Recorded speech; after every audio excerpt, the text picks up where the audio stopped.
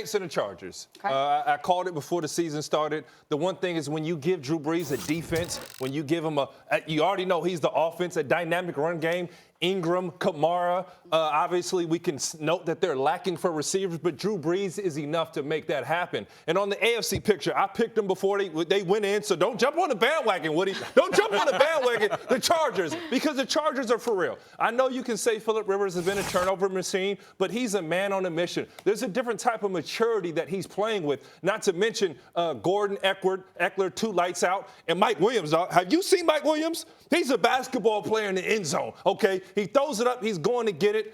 Defensively, Joey Bosa, Ingram. Obviously, the team had its struggles, but with Joey Bosa healthy now and playing on all the court and them getting after the quarterback, I don't see anybody beating them.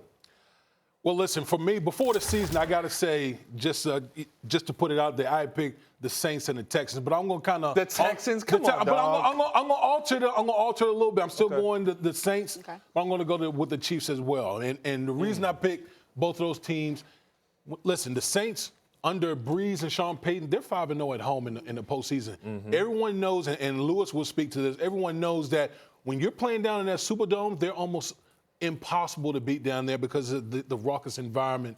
And you're talking about a team now. The past few weeks offensively they've kind of slipped, but no team has scored more points than the New Orleans Saints this year at home. So just offensively with Drew Brees and that team, the way they're able to put pressure on you offensively, X factor for the New Orleans Saints, Taysom Hill. This is a guy. Yes. Watch out for this name, Taysom Hill. This is a guy. He's an X-factor type guy.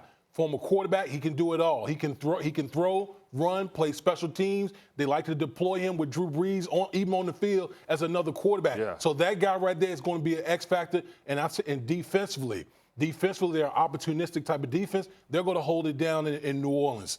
Now with the Chiefs, I think, is going to be playing at Arrowhead. They're just a different team. With Patrick Mahomes, what they do is kind of like what the Indianapolis did with Peyton Manning and all those boys back in the day. They score so many points that they're going to put pressure on you each and every time to be able to match them point for point.